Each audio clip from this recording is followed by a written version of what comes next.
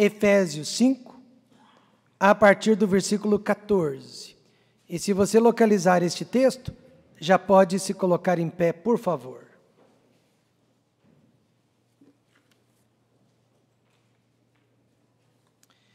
Que a palavra de Deus fale ao seu coração nesta manhã, que ela traga respostas, que ela traga conforto e confirmação para a sua vida. Desperta, tu que dormes. Por isso diz, desperta tu que dormes, e levanta-te dentre os mortos, e Cristo te esclarecerá. Portanto, vede prudentemente como andais, não como nécios, mas como sábios, remindo o tempo, porquanto os dias são maus. Por isso não sejais insensatos, mas entendei qual seja a vontade do Senhor.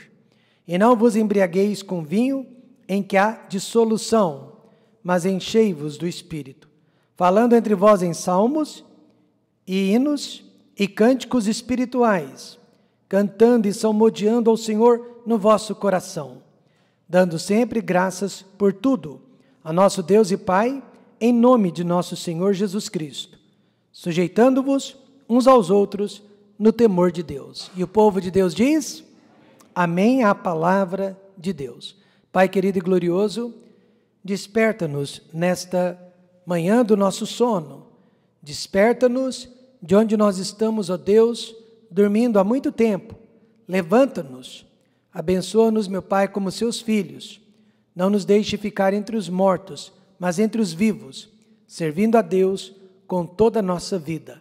No nome de Jesus, amém. Podem se assentar? Ao dizer essas palavras, desperta tu que dormes, Paulo, o apóstolo, estava fazendo menção de uma frase também usada muitas e muitas vezes no Velho Testamento pelo profeta Isaías, que por muitos anos não se cansou de dizer para o seu povo, desperta, levanta. E há duas razões, irmãos, porque o povo de Deus precisa ser despertado. Primeiro, porque está dormindo. Se está dormindo, precisa acordar. Mas a segunda razão, e é a principal de todas, é porque está vivendo entre os mortos. O salvo, quando está dormindo, ele acaba sendo como um morto. A única diferença entre os dois é que o morto não pode ser despertado, mas o salvo em Jesus Cristo, ele pode ser despertado. E ele é despertado a cada momento que lê a palavra de Deus, a cada momento que escuta a palavra de Deus, a cada momento que é tocado por Deus.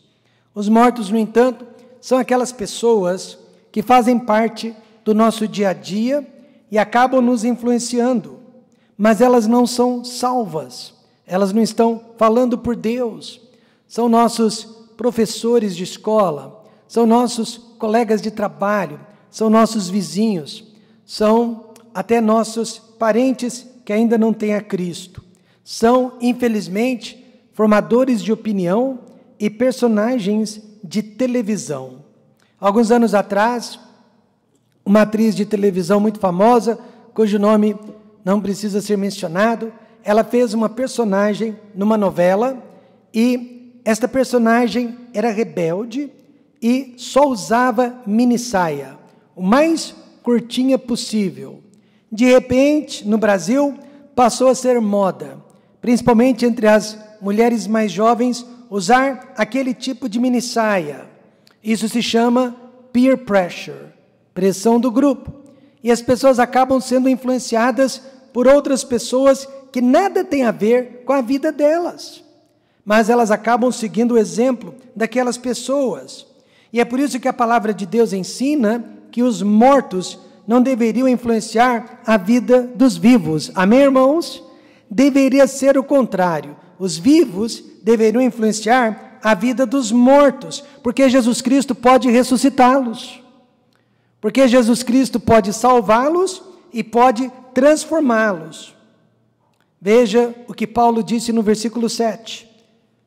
Ele disse, portanto, não sejais, versículo 7, não sejais seus companheiros. nem seus companheiros deveríamos ser. Para despertar os crentes, algumas igrejas estão fazendo barulho, mas muito barulho mesmo. Por quê? Porque se você fizer silêncio, a sua consciência não te deixa em paz. Então é necessário que haja barulho para que você não pense nos problemas que deixou em casa e nos problemas que você vai enfrentar ao voltar para casa. E algumas igrejas estão fazendo campanhas para tentar animar, despertar, incentivar as pessoas, e outras estão esperando por verdadeiros milagres. Mas o que realmente precisamos fazer para sermos despertados do nosso sono é ouvir e acreditar na palavra do nosso Deus. Paulo diz: levanta-te, e Cristo te esclarecerá. Não precisamos então de barulho, campanha, precisamos apenas obedecer. Levanta-te significa obediência. Um de nossos irmãos em Cristo foi internado porque sua pressão arterial estava muito alta. A enfermeira lhe deu o primeiro comprimido e nada. Passado algumas horas, ela deu o segundo comprimido e nada. Ela deu o terceiro comprimido e a pressão dele só aumentava ao invés de abaixar. Então, os profissionais começaram a ficar preocupados, até que a esposa dele descobriu que ele estava enganando as enfermeiras. Ele estava cuspindo os comprimidos fora e não estava tomando. Desse jeito, ele não queria sarar e ainda corria o risco de sofrer um derrame.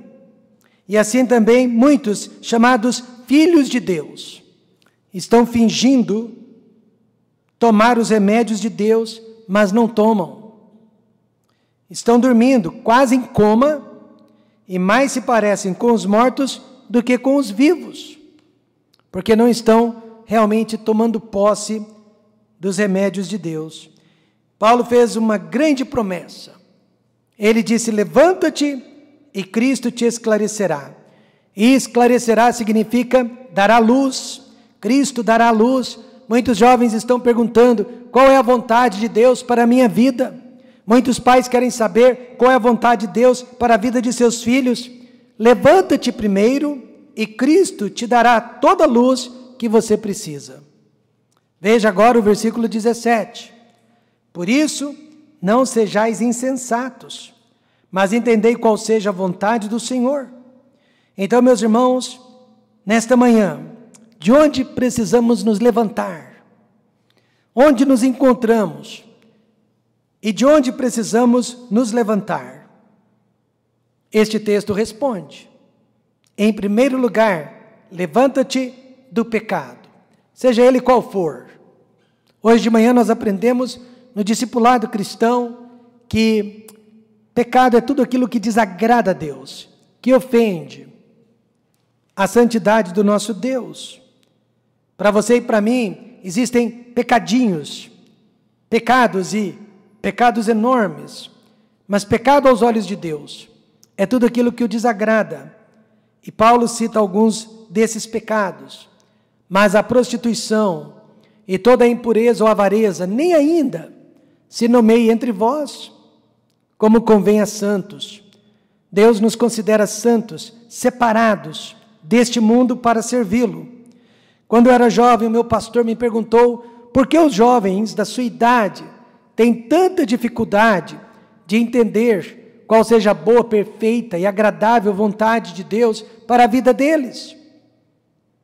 Eu não estava pensando em Efésios capítulo 5, mas eu respondi: pastor, eu acho que é por causa do pecado e dos embaraços que tão de perto nos rodeiam e tampam a nossa visão sobre qual seja a perfeita, agradável e perfeita vontade de Deus. Quando estamos em pecado, Deus não fala.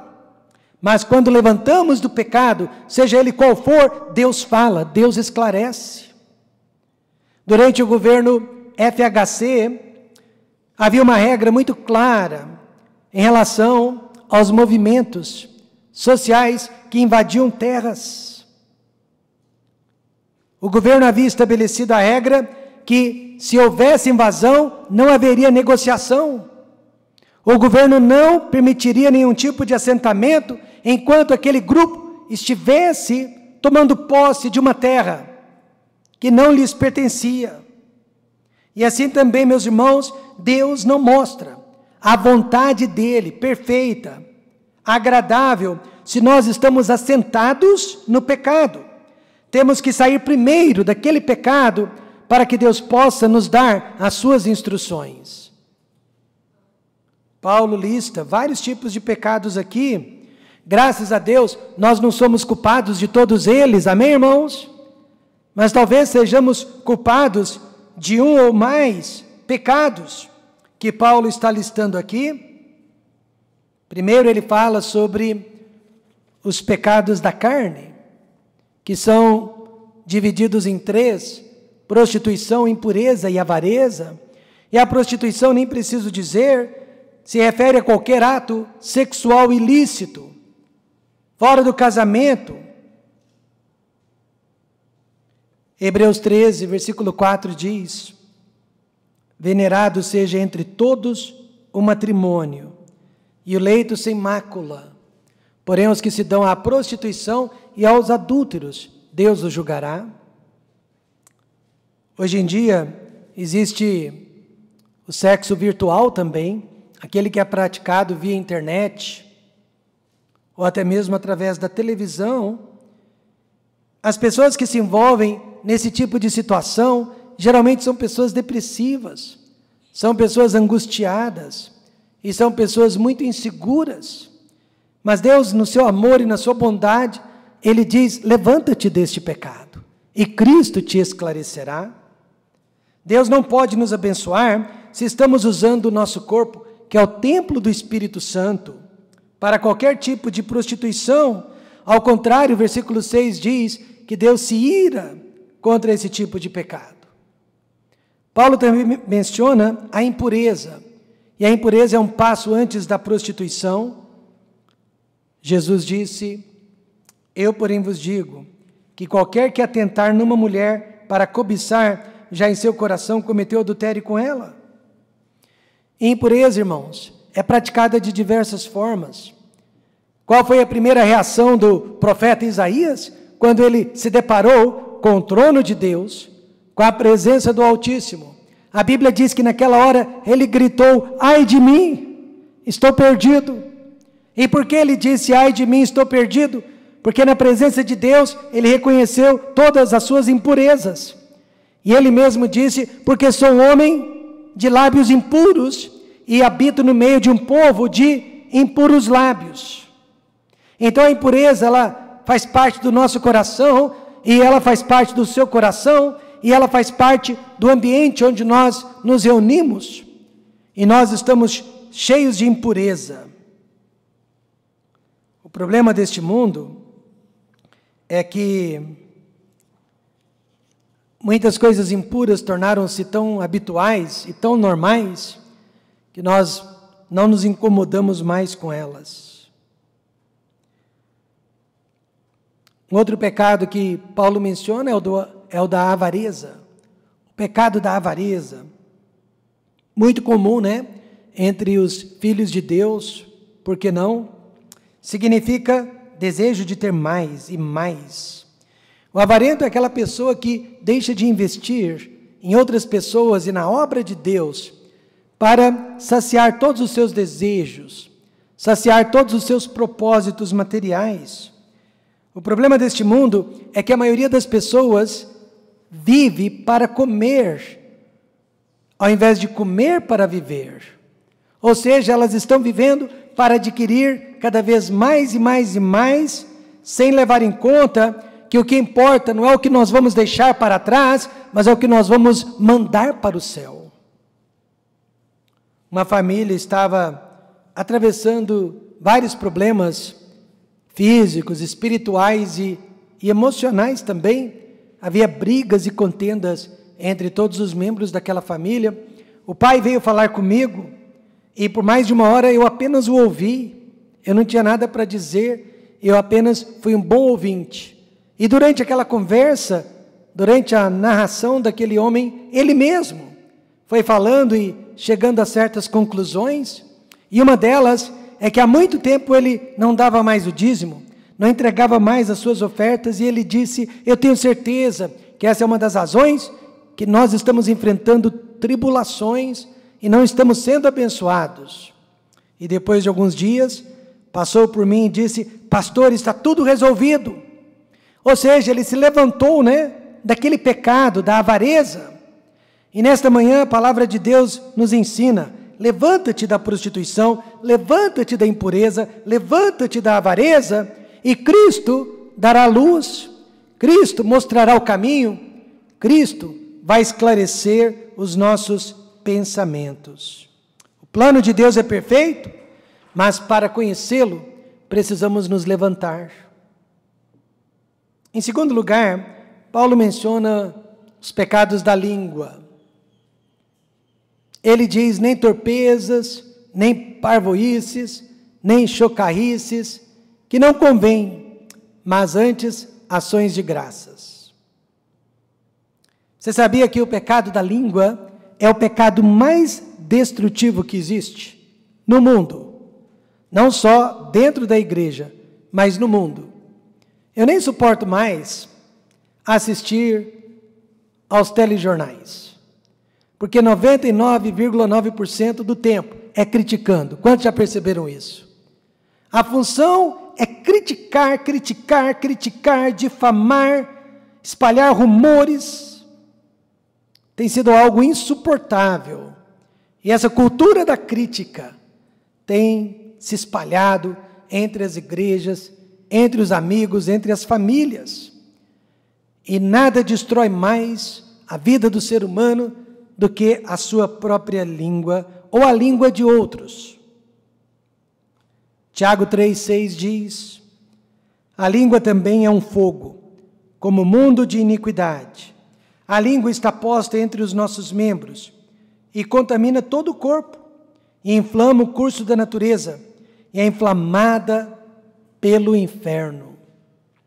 É exatamente isso que Tiago 3,6 diz. Então Paulo menciona 3 pecados da língua, aqui no versículo 4. Torpezas significa palavras obscenas e sujas. Eu conheço um diácono que, ao proferir uma palavra obscena e suja, perdeu o respeito de sua igreja, perdeu a autoridade e precisou deixar o seu cargo. Outro era pastor que, no momento de ira, também soltou um palavrão e por isso perdeu o seu cargo e perdeu a autoridade dentro de sua igreja. Torpezas, palavras obscenas e sujas, mas que não podem fazer parte da boca de um servo ou de uma serva de Deus. Parvoíces, conversa jogada fora, conversa fiada sem nexo. E chocarrices, gracejo atrevido, palavras que cortam e que machucam, palavras que destroem, e toda palavra que não edifica, que não constrói, é uma chocarrice. Então, meus irmãos, Deus tem um plano, Deus tem uma vontade perfeita e exclusiva para cada um de nós aqui nesta manhã, mas é necessário que eu e você nos levantemos desses pecados que porventura estejamos praticando, para que Ele possa enviar luz, para que Ele possa enviar clareza, para que Ele possa nos apontar o caminho, para que Ele possa nos despertar deste sono ou deste pesadelo. Mas Deus faz questão de nos mostrar a sua vontade. Em segundo lugar, Paulo também diz: levanta-te do meio dos pecadores. Ele disse, agora no versículo 7, portanto não sejais seus amigos, seus companheiros. Às vezes, você mesmo não pratica, os pecados da carne, os pecados da língua, mas compactua-se com aqueles que praticam. E o que diz Salmo 1, verso 1? Bem-aventurado o homem que não anda segundo o conselho dos ímpios, nem se detém no caminho dos pecadores, nem se assenta na roda dos escarnecedores. Como você explica que 10 irmãos, criados dentro de uma mesma casa, membros de uma mesma igreja, foram salvos praticamente na mesma época, mas 9 deles se desviaram do caminho de Deus e apenas um ficou firme e está servindo a Deus até os dias de hoje? Pastor, qual seria a explicação? Amizades. Somente um deles escolheu os melhores amigos. Somente um deles escolheu as melhores amizades, enquanto que os outros fizeram amizades que influenciaram para o mal. Portanto, eu quero que você saiba nesta manhã que a amizade é algo muito importante também. Há o ditado: diga-me com quem tu andas e eu direi quem tu és. Se você anda com homens e mulheres de Deus, você também será de Deus. Paulo nos dá 2 razões porque não deveríamos ser companheiros de pecadores inveterados. E a primeira delas, por mais triste que seja, mas é verdade, eles vão para o inferno. Eles vão para um lugar chamado inferno. Paulo disse: porque bem sabeis, eu e você sabemos disto, que nenhum devasso, ou impuro, ou avarento, o qual é idólatra, tem herança no reino de Cristo e de Deus. Paulo está dizendo: nós sabemos que essas pessoas não são salvas. Por que então permitir que elas nos dominem? Por que então permitir que elas nos influenciem? Por que permitir que elas nos apontem o caminho? Nós sabemos para onde elas estão indo.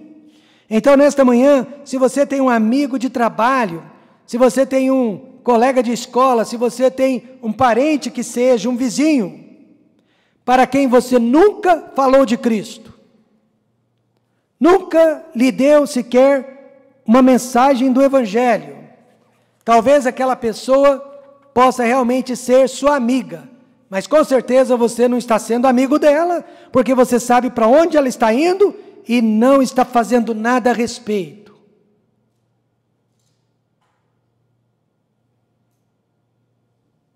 Paulo também diz que eles querem nos levar juntos. Ninguém vos engane com palavras vãs, porque por estas coisas vem a ira de Deus sobre os filhos da desobediência. Ninguém pode roubar a nossa salvação, mas podem roubar as nossas bênçãos. Pense nisso. Durante toda a minha infância, durante a minha mocidade, eu tive muitas oportunidades de pecar. Professores de escola que me incentivaram ao uso de drogas e à prostituição. Amigos de trabalho, de escola, que não se cansavam de fazer convites para que me prostituísse com eles. E eu penso hoje, depois de tantos anos, se eu tivesse cedido a qualquer um deles naqueles dias, então todas as bênçãos que Deus tem derramado na minha vida não teriam acontecido. Teriam sido todas perdidas por causa de pessoas que estão indo para o inferno e querem nos levar com elas, querem nos arrastar com elas. Então, meus amados, principalmente jovens, não aceite esse tipo de amizade, amém? Versículo 11 diz: e não comuniqueis com as obras infrutuosas das trevas, mas antes condenai-as. Eles vão para o inferno, querem nos levar juntos. Então Paulo, ele diz: levanta-te, tu que dormes, e então Cristo te esclarecerá. E o terceiro ensinamento de Paulo neste texto: levanta-te, mas para quê? Para servir a Deus. Por isso diz: desperta tu que dormes e levanta-te dentre os mortos e Cristo te esclarecerá. Deus, Ele faz questão de nos mostrar a vontade dEle, mas para isso temos que vir para o lado de Cristo. Como? Primeiro, chega de perder tempo. Chega. Remindo o tempo, porquanto os dias são maus. Os dias são péssimos. Você e eu até podemos melhorar. Você e eu podemos ser transformados. Mas o mundo, não. O mundo só vai de mal a pior. Não há esperança para o mundo no qual nós vivemos, mas há esperança para o salvo em Jesus Cristo. Saiba disso, lembre-se disso, porque você tem filhos, você talvez já tenha netos, e não pode mais perder tempo com os pecados, porque o futuro deles, e nosso também, depende hoje das nossas decisões. Motorista novato, aquele que tinha acabado de tirar a carteira, parou com seu carro, porque a luz do semáforo estava vermelha. Agiu corretamente, mas aí o semáforo ficou verde. E ele ficou na dúvida se era verde ou se era vermelho, então resolveu esperar para ter certeza. Aí o semáforo ficou vermelho novamente. Quando se tornou verde, mais uma vez ele ficou na dúvida e fez questão de esperar até pela terceira vez. Alguém diria absurdo. Motorista desses nem deveria estar dirigindo lá fora. Mas o que você me diz daquele filho de Deus, daquela filha de Deus, que está sempre pedindo por um sinal, antes de fazer a vontade de Deus? Muitas vezes, Deus até mostra um sinal, mas a pessoa ainda não se dá por convencida, e ela espera um segundo sinal, um terceiro sinal, até sentir vontade de obedecer a Deus. Ela está perdendo tempo. Ela está desperdiçando tempo que ela não tem, oportunidades perdidas. Então Paulo está dizendo, chega de perder tempo, levanta-te agora e Cristo vai esclarecer a sua vida. Não perca mais tempo com as suas dúvidas, com os seus pecados. Viva por Cristo, como se Ele fosse voltar hoje, como se Ele fosse voltar agora. E por último, Paulo disse, chega de reclamação. Meus amados irmãos, é impressão minha, ou esses últimos anos, as pessoas aprenderam a reclamar de tudo e de todos. Reclamam do calor, reclamam do frio, reclamam do governo A, reclamam do governo B, reclamam da igreja, reclamam do pastor, reclamam do cônjuge, reclamam dos filhos, reclamam dos pais, reclamam da vida. Parece que murmuração tornou-se um dos vícios mais frequentes no meio da população. Perdemos muito tempo reclamando. Quem reclama está dormindo na sua própria baba. Levanta-te. Jeremias, o profeta chorão, ele disse, de que se queixa, de que reclama, pois, o homem vivente? Queixe-se, cada um dos seus pecados. Marta reclamou de Maria e até do Senhor Jesus Cristo. E qual foi a resposta de Jesus? Marta, Marta, estás ansiosa com muitas coisas e afadigada. Em outras palavras, nós reclamamos porque nós estamos ansiosos. Nós queremos abraçar o mundo com as mãos, nós queremos que as coisas aconteçam no nosso tempo, de acordo com a nossa vontade. E Jesus disse, basta uma. Maria escolheu a melhor parte, e a melhor parte é assentar-se aos pés de Jesus Cristo e confiar nele. Amém, irmãos? Assentar-se aos pés de Jesus. Quem reclama muito, está perdendo tempo. Tempo que não volta mais. Tempo que não se recupera mais. Então troque tudo isso por Jesus Cristo, porque Ele é suficiente. Concluindo, desperta, tu que dormes. Pastor, para continuar dormindo, o que eu preciso fazer? Nada, continue do jeito que você está. Para despertar e aí conhecer a perfeita vontade de Deus, levanta-te. Levanta-te do pecado da carne, da língua.